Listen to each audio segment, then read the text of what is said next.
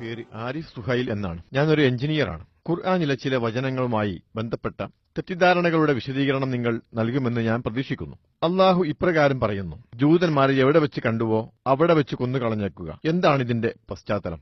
യഹൂദന്മാരെ എവിടെ വെച്ച് കാണുന്നുവോ അവിടെ വെച്ച് അവരെ കൊന്നുകളഞ്ഞേക്കുക എന്ന വചനവുമായി ബന്ധപ്പെട്ട എന്റെ വിശദീകരണമാണ് സഹോദരൻ ആവശ്യപ്പെട്ടിരിക്കുന്നത്. സഹോദരൻ പരാമർശിക്കുന്നത് 9-ാം അധ്യായത്തിലെ 5-ാമത്തെ വചനമാണ്. അതിൽ പറയുന്നത് ഇപ്രകാരമാണ്: ആ ബഹുദൈവ വിശ്വാസികളെ നിങ്ങൾ കണ്ടെത്തിയിടത്ത് വെച്ച് കൊന്നുകളയുക. ബഹുദൈവ വിശ്വാസി എന്നാണ്, യഹൂദൻ എന്നല്ല വചനത്തിൽ പറയുന്നത്. കാഫിർ എന്ന പദമാണ് അവിടെയുള്ളത്. ഇസ്ലാമിന്റെ പല വിമർശകരും ഈ വചനങ്ങൾ തെരഞ്ഞെടുത്തിട്ട് ഖുർആൻ അമുസ്ലിങ്ങളെ എവിടെ വെച്ച് കണ്ടാലും കൊല്ലുവാൻ പറയുന്നുവെന്ന് പറയാറുണ്ട്. നിങ്ങൾ ഖുർആൻ തുറക്കുമ്പോൾ ആ വചനം അവിടെയുണ്ട്. അവർ പശ്ചാത്തലം പറയാതെയാണ് വചനം ഉദ്ധരിക്കുന്നത്. പശ്ചാത്തലം മനസ്സിലാക്കുവാനായി നിങ്ങൾ 9-ാം അധ്യായം തൗബയിലെ ആദ്യത്തെ കുറച്ച് വചനങ്ങൾ വായിച്ചു നോക്കിയാൽ മതി. ആദ്യത്തെ വചനത്തിൽ ബഹുദൈവ വിശ്വാസികളും മുസ്ലിങ്ങളും തമ്മിൽ ഒരു സമാധാന കരാർ ഉണ്ടാക്കിയിരുന്നതായി കാണാം. മക്കയിലെ ബഹുദൈവ വിശ്വാസികൾ അത് ഏകപക്ഷീയമായി ലംഘിച്ചു. ഖുർആനിലെ അധ്യായം 9 5-ാമത്തെ വചനം എത്തുമ്പോഴേക്കും അള്ളാഹു മക്കയിലെ ബഹുദൈവ വിശ്വാസികൾക്ക് അന്ത്യശാസനം നൽകുന്നു. അതായത് കാര്യങ്ങൾ 4 മാസം കൊണ്ട് ശരിയാക്കുക, അല്ലെങ്കിൽ യുദ്ധം പ്രഖ്യാപിക്കുന്നതാണ്. യുദ്ധഭൂമിയിൽ വെച്ച് അള്ളാഹു ഇപ്രകാരം പറയുന്നു: മുസ്ലിങ്ങളെ, നിങ്ങൾ ഭയക്കരുത്. നിങ്ങൾ സത്യനിഷേധികളെ എവിടെ വെച്ച് കണ്ടാലും കൊന്നുകളഞ്ഞേക്കുക. ഇത് യുദ്ധഭൂമിയിലുള്ള കാര്യമാണ്. ഏതൊരു പട്ടാള മേധാവിയും യുദ്ധഭൂമിയിൽ വെച്ച് തന്റെ പടയാളികളുടെ മനോവീര്യം വർദ്ധിപ്പിക്കുവാനായി നിങ്ങൾ ശത്രുക്കളെ എവിടെ വെച്ച് കണ്ടാലും കൊന്നുകളഞ്ഞേക്കുക എന്നാണ് സ്വാഭാവികമായും പറയുക. നിങ്ങൾ എവിടെ വെച്ച് ശത്രുക്കളെ കണ്ടാലും നിങ്ങൾ ഭയന്നോടുക എന്ന് അദ്ദേഹം പറയാറില്ലല്ലോ. അമേരിക്കയും വിയറ്റ്നാമും തമ്മിൽ ഒരു യുദ്ധം നടക്കുന്നു എന്ന് സങ്കല്പിക്കുക.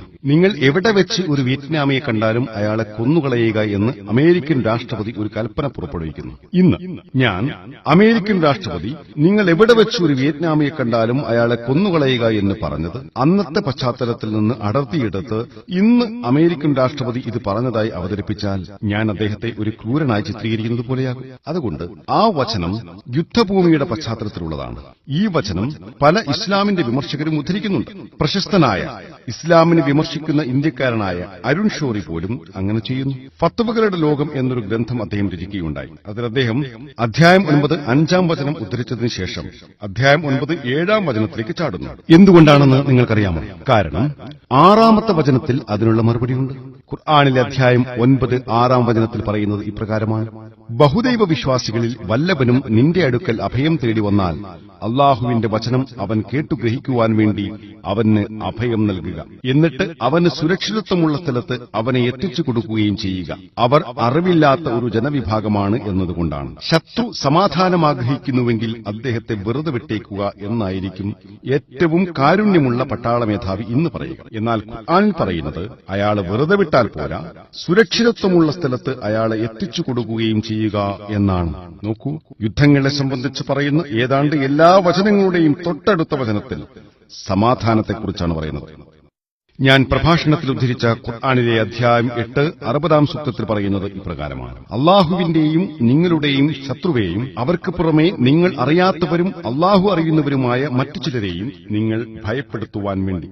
എന്നാണെങ്കിൽ തൊട്ടടുത്ത വചനമായ അധ്യായം 8 61-ൽ പറയുന്നത് ഇപ്രകാരമാണ്: ഇനി അവർ സമാധാനത്തിലേക്ക് ചായ്വ് കാണിക്കുകയാണെങ്കിൽ നീയും അതിലേക്ക് ചായ്വ് കാണിക്കുക. പോരാട്ടത്തെക്കുറിച്ച് പറയുന്ന ഖുർആനിലെ എല്ലാ വചനങ്ങളുടെയും തൊട്ടടുത്ത വചനത്തിൽ സമാധാനത്തെക്കുറിച്ചാണ് പറയുന്നത്. കാരണം ഇസ്ലാം സമാധാനത്തിന്റെ മതമാണ്. ദൗർഭാഗ്യകരമെന്ന് പറയട്ടെ, അവർ വചനങ്ങളെ സന്ദർഭത്തിൽ നിന്നും അടർത്തിയെടുത്തിട്ട് ആ വചനം മാത്രം ഉദ്ധരിക്കുന്നു. അതുകൊണ്ടാണ് ഈ തെറ്റിദ്ധാരണകൾ സംഭവിക്കുന്നത്. നിങ്ങളുടെ ചോദ്യത്തിനുള്ള ഉത്തരം പറഞ്ഞു എന്ന് വിശ്വസിക്കുന്നു.